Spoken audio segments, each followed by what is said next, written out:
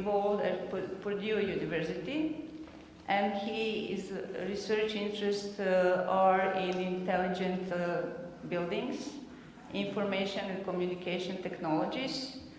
And one thing that you are aware, he's an editor of the journal, I can't remember the name, could you help me?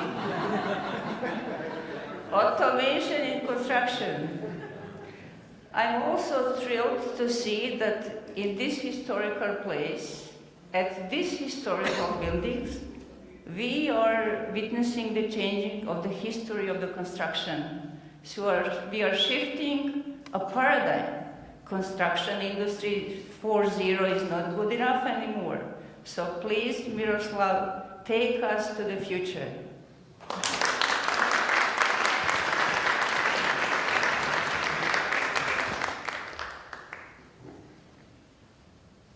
Good morning, everyone. Can you hear me all right? No. It's not switched off. How about now? No.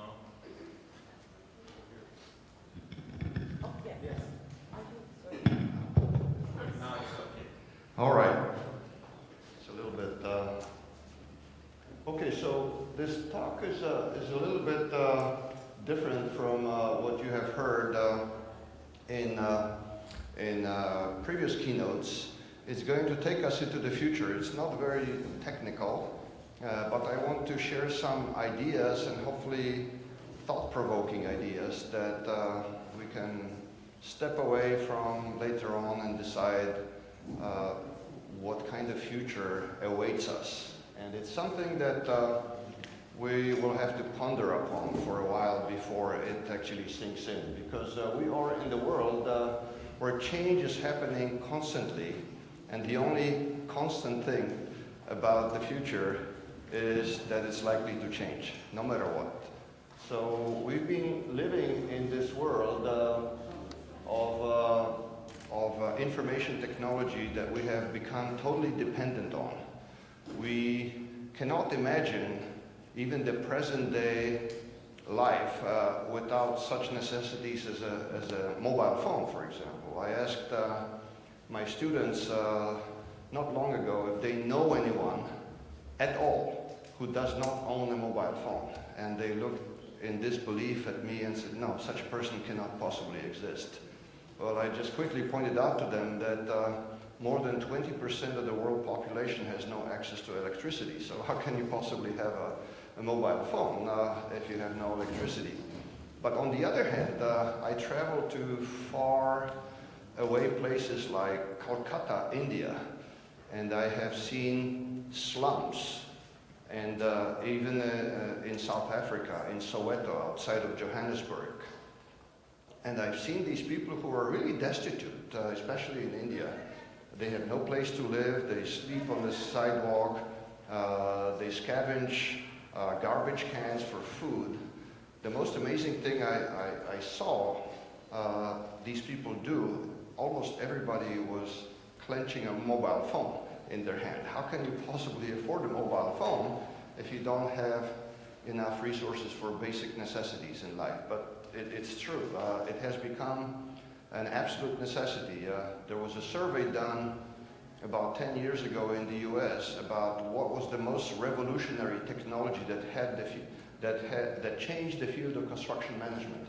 And everybody put on the top of the list a mobile phone. A construction manager cannot possibly imagine his or her job in this day and age without the mobile phone.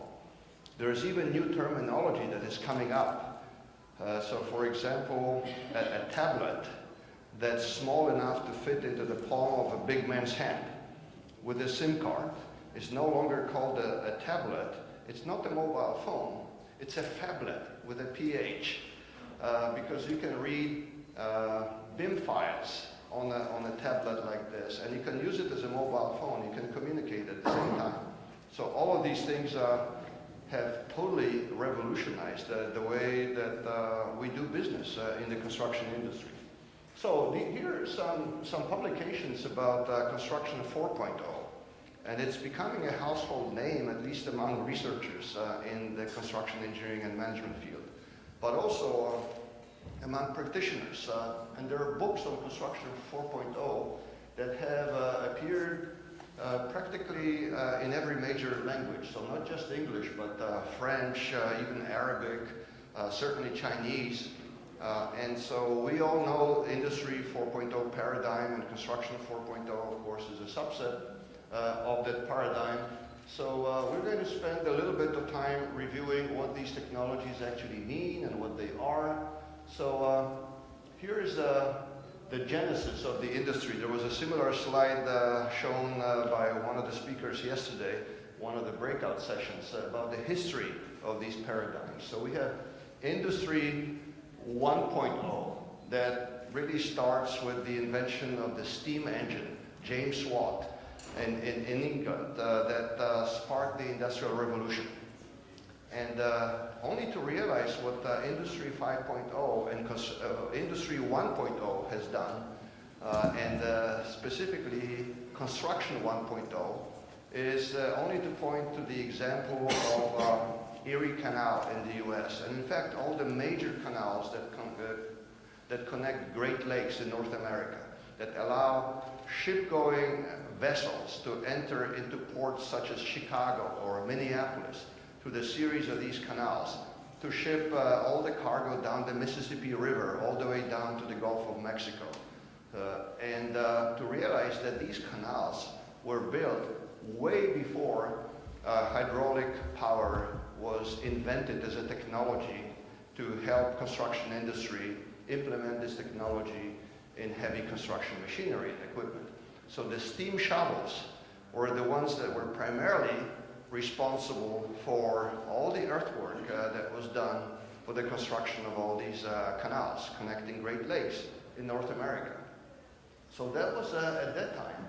And then comes another era, Industry 2.0, where we have the invention of electricity, another revolution in the industry. Imagine life without electricity today. It was in the news earlier this week that the war between Russia and Ukraine has knocked out about 30% of the electric power generation capacity of Ukraine. That's going to spell a disaster for the winter. And Ukraine right now is no longer able to export any electrical energy to the rest of Europe. So without electricity, we don't really have the industry or the economic activity as we know it.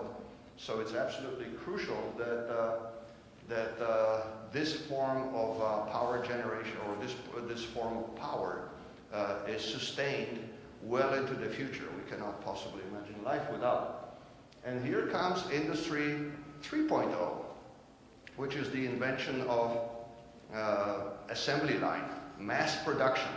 Ford Manufacturing Company, Chrysler, GM, General Motors in the US.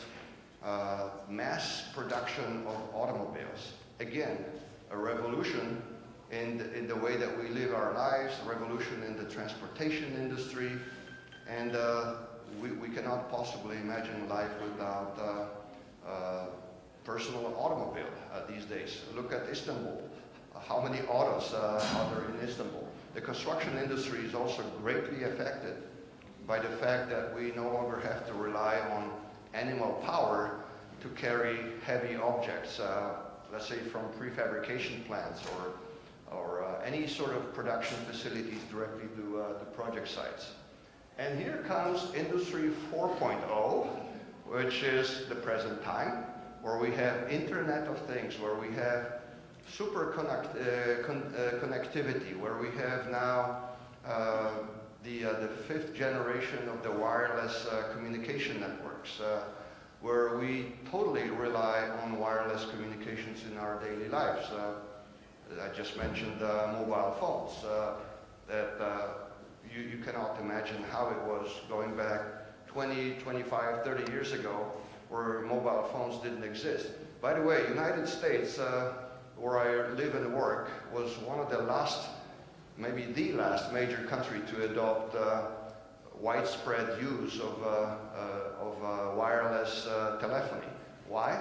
We naively believed in the US that our conventional telephone system is so well developed, we couldn't imagine why would anybody need a telephone in their pocket, or there's a phone on almost every wall in every building. You can call from there, and somebody can call you at that phone. Why would you want one in your pocket? So we thought that it was only developing countries like India that could benefit from this technology. So that technology took over like a storm. So US was one of the, even if the cellular phone technology was invented in the US, it was not adopted in the US as quickly as in other countries. They saw the opportunity, they jumped on it.